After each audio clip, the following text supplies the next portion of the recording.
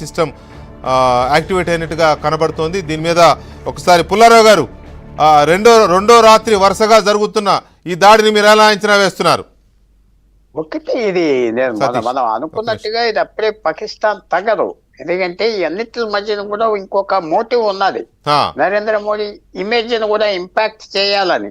మీరు మర్చిపోవద్దు, వాళ్ళ ఫియర్ ఏంటంటే మోడీ స్ట్రాంగ్ మ్యాన్, అతను చాలా చేంజెస్ తీసుకొచ్చాడు అని ఉన్నది.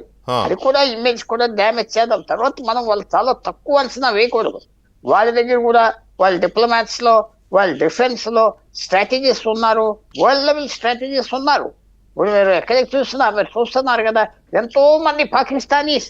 ఇంగ్లాండ్ లో ప్రధానమంత్రి స్కాట్లాండ్ కూడా పాకిస్తానీ ఉన్నాడు. ఎన్నో చోట్ల ఉన్నారు. వాళ్ళు అన్ని చోట్లకి పాకారు. తక్కువ నెంబర్ అవ్వచ్చు మనతో. వాళ్ళకి కూడా ఆ నాలెడ్జ్ బ్యాంక్ ఉన్నది. మనం వాళ్ళు చేసేదంతా ఒక సిస్టమ్ చేస్తున్నారు, మనం చేస్తున్నాం. మనం ఆఖరికి సాధిస్తాం. కానీ ఇదంతా సింపుల్ గా ఏదో అయిపోయేది కాదు. అనుకున్న ఫార్ములా మనం అనుకున్నది మనం చేస్తాం. వాళ్ళు మనం అనుకున్నది ఎందుకు చేస్తారు? అది కూడా మనం ఇది ఒక కొంచెం ప్రాబ్లమాటిక్ గా అవుతుందా అది మాత్రం చూడాలి. రైట్. ఇప్పుడున్న